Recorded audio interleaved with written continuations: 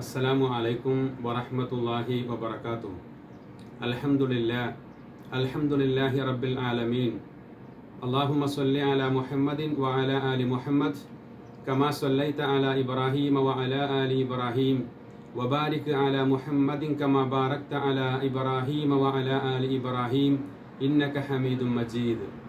പ്രിയപ്പെട്ട വിശ്വാസികളെ, സഹോദരങ്ങളെ, വിശുദ്ധ റമദാനിൻ്റെ പുണ്യമാക്കപ്പെട്ട ദിനരാത്രങ്ങളിലൂടെയാണ് നമ്മൾ കടന്നുപോയിക്കൊണ്ടിരിക്കുന്നത്. ഓരോ വിശ്വാസിയുടെയും മനസ്സ് ആഗ്രഹിക്കുന്നത് ഈ വിശുദ്ധ റമദാനിൽ നിറയെ സൽക്കർമ്മങ്ങൾ ചെയ്തുകൊണ്ട് സന്തോഷത്തോടുകൂടി അള്ളാഹുവിനെ കണ്ടുമുട്ടണം എന്നാണ്.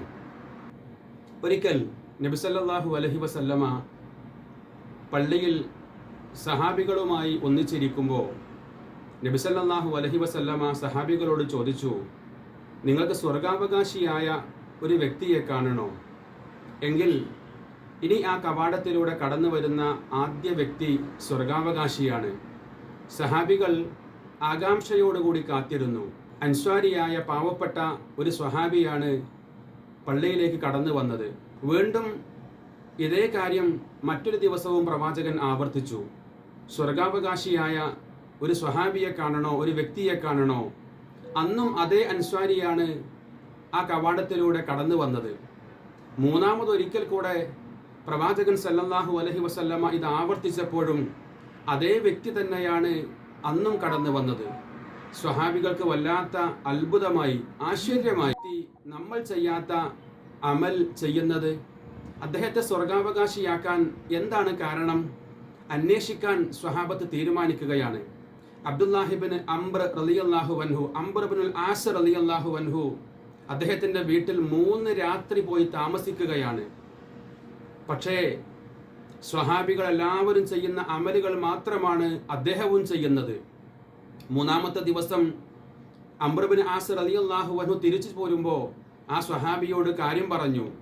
അങ്ങ് സ്വർഗാവകാശിയാണെന്ന് പ്രവാചകൻ പറഞ്ഞിരിക്കുന്നു. എന്താണ് ഞങ്ങൾ ചെയ്യാത്ത ഒരു അമൽ നിങ്ങൾ ചെയ്യുന്നത് എന്ന് പരിശോധിക്കാൻ വേണ്ടിയിട്ടാണ് 3 ദിവസം ഞാൻ അങ്ങയുടെ കൂടെ കഴിച്ചു കൂട്ടിയത്.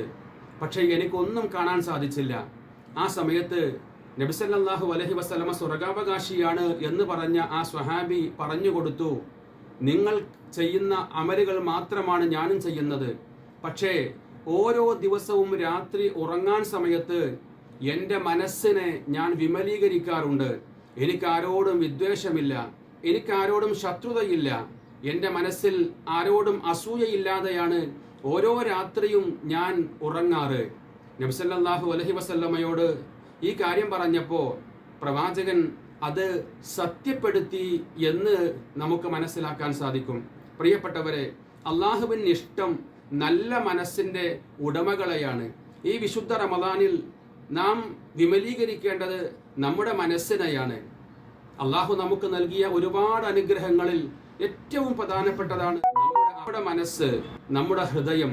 അതിനെ വിമലീകരിക്കാനാണ്, ശുദ്ധീകരിക്കാനാണ് നാം തയ്യാറാകേണ്ടത്.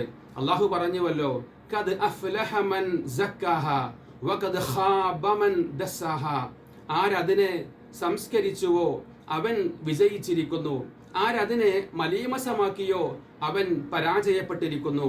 അതുകൊണ്ട് നമ്മുടെ മനസ്സിനെ, നമ്മുടെ ഹൃദയത്തെ വിമലീകരിക്കാൻ, ശുദ്ധീകരിക്കാൻ നാം തയ്യാറാവുക. അതിന് നമ്മെ എല്ലാവരെയും അല്ലാഹു അനുഗ്രഹിക്കുമാറാകട്ടെ. അസ്സലാമു അലൈക്കും വറഹ്മത്തുള്ളാഹി വബറകാതുഹു.